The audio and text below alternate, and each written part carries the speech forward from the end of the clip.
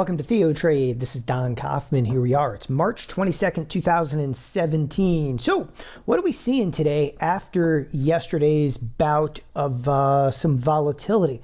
First and foremost, it's been kind of an inside trading range, but we have seen some pretty quick and violent moves on an intraday basis. But overall, when I say it's kind of an inside trading range over here, hey, where are we going to end up on the day?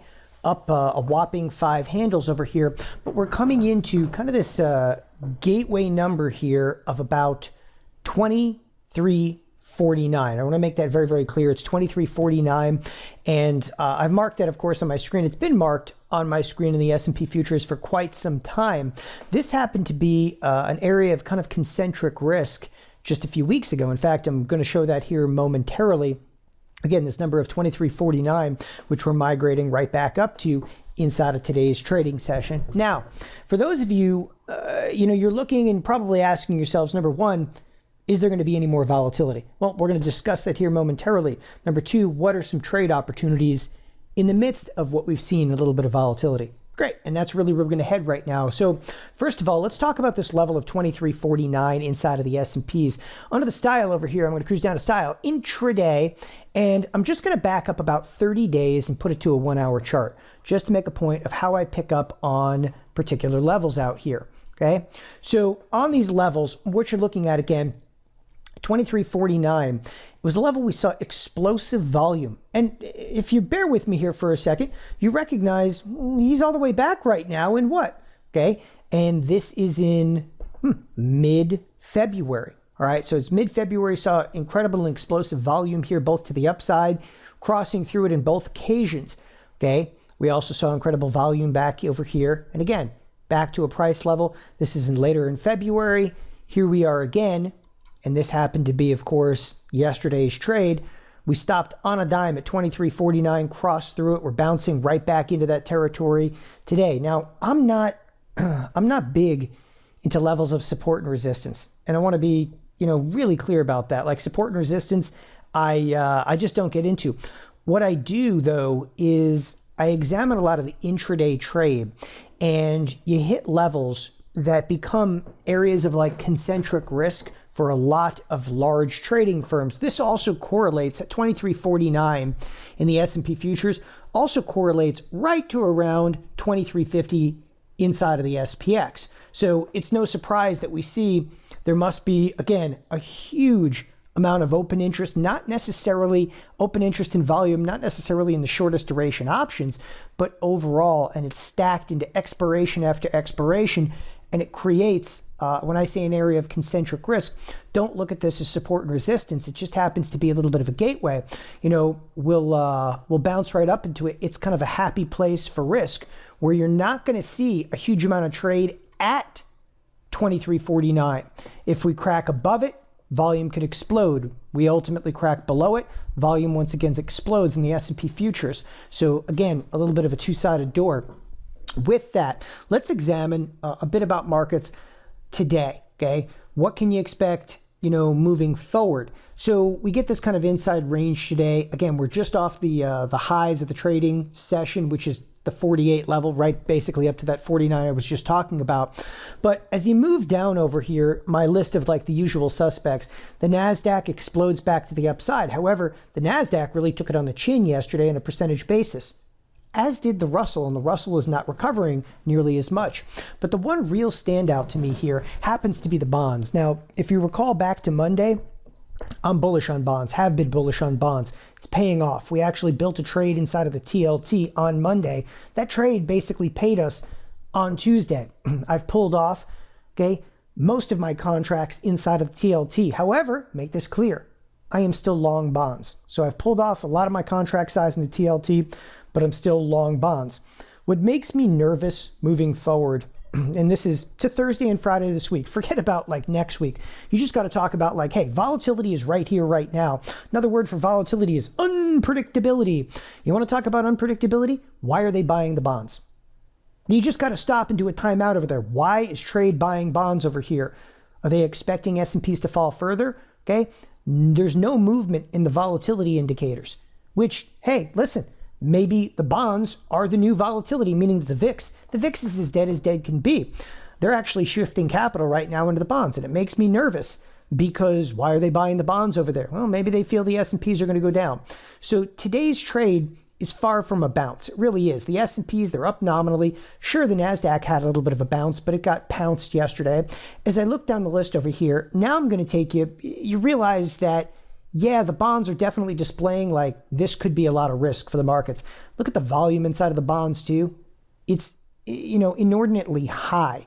So the volume inside of the bonds today is just as high as it was, of course, in yesterday's trading session, which was a bit more intense. You look over at the notes, and the notes of the 10 years, the volume here is also pretty much just as high as it was yesterday. So again, there's a lot of movement, in the tree line, if you will, in terms of there's risk out there. Now, one of the things that you have to gauge coming into tomorrow's trading session, and more importantly, even Friday, there is going to be some news out. Now, you can't bank on what the news is going to be. It doesn't matter. News is going to be nothing more than a catalyst. But one of the things that really stands out happens to be, in sheer respect to the expected move right now, is still $23. When I say still $23, if you don't tune in every single day, that has typically been an expected move for an entire trading week. In fact, I'm going to reference it here for just a moment. I'm going to come over to the Analyze tab. Inside of the Analyze tab, I'm going to back up the date. Okay, I'm going to back up the date to this past Sunday. So there it is. Go back to Sunday. Why am I doing that? Because I want to show you when this week started. When the week started, the entire week was expecting a $25 move. Now that $25 move would take us from the level of $23.78. If you move down 25 bucks, it would take us to what? $23.53, which we are just shy of the expected move for the week. However, just to compare volatility right now, okay, and by the way, you got to keep this number in your head of 23.53 because in recent weeks, we haven't cracked outside of this expected move. However, at the same time, the expected move is expanded. Volatility is expanding out quite readily, right? We're up to almost a 15% volatility. So if you saw a stock go from 9, okay, and just pointing out how much volatility has changed. Here's a volatility is at 9%, okay?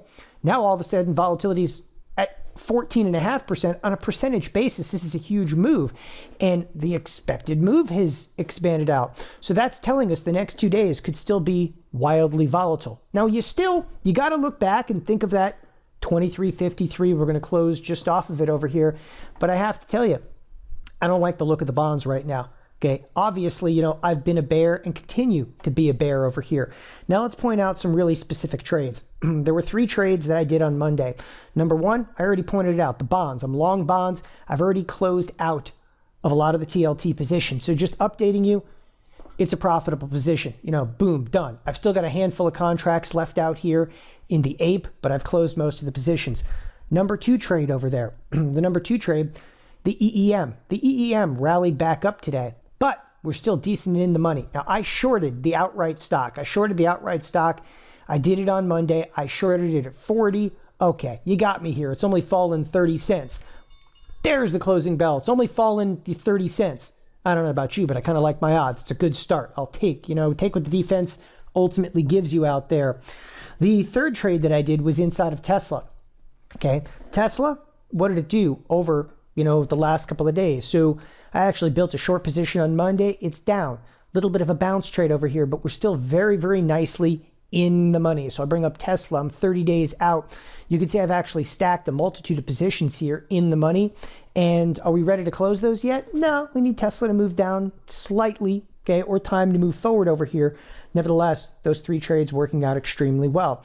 Another one, and I've been very, very critical of Bank of America. Bank of America at this point is, it's working out in favor. Okay. Now, I want to give you a couple last perspectives on markets before I let you go over here. Again, first and foremost, do I expect volatility in the next, 2 days? I do.